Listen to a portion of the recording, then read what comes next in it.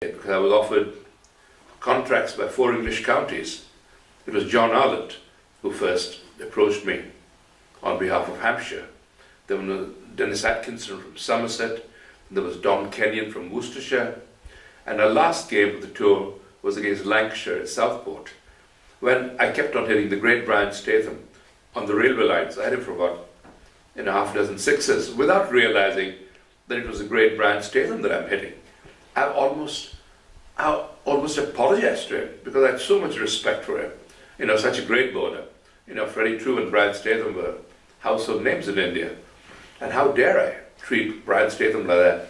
But that must have impressed somebody at Lancashire. They offered me a contract. I did not even discuss terms. Tommy Hickson, who was the chairman, said, "Farokh, you'll be happy here." And that's all I needed to know. No figures were mentioned or anything. And I signed for Lancashire. Had some very, very happy years here. And I'm hugely honoured that I'm one of the vice presidents of the club here. The club appreciated that. The red rose means one hell of a lot to me. And perhaps that's why we are doing this interview together. May the red rose bloom and prosper. Albeit be at the expense of white rose, I wouldn't complain. But I always enjoyed my cricket. And I gave my 100% to India. I think I gave my 100% to Lancashire as well. I give 100% in whatever I do. And because I think life is short, you just love to enjoy life. I enjoyed my cricket immensely. Perhaps that's why I gave quite a bit of enjoyment to spectators, because they are paying money through the turnstiles, your members, your fans and all that. You've got to pay them regard, You've got to consider them. Yes, indeed. Indeed. Take my first catch of Brian Statham, I think the very first over, down the leg side. And I was thrilled to bits because it was a genuine off-cutter, which pitched on middle stump, the batsman getting a nick, trying to sort of leg and diving on the left-hand side, taking the catch centimeters from the ground. And Brian Statham came running and gave me a big hug. That it meant so much to him. He said, normally these will go for a 4, he says.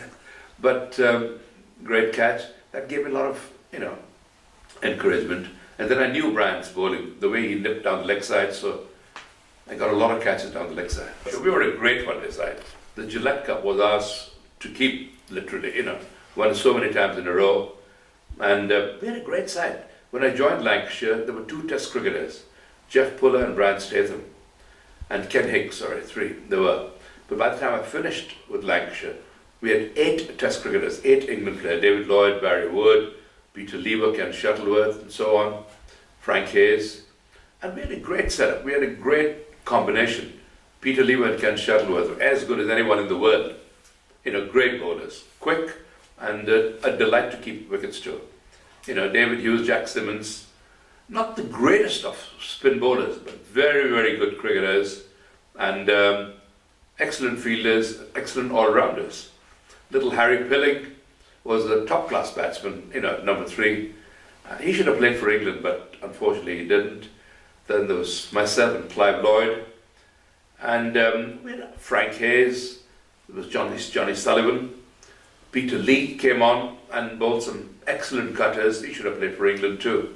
So I think we had we had the perfect, fielding side, with the perfect batting side, perfect bowling side, anything to win.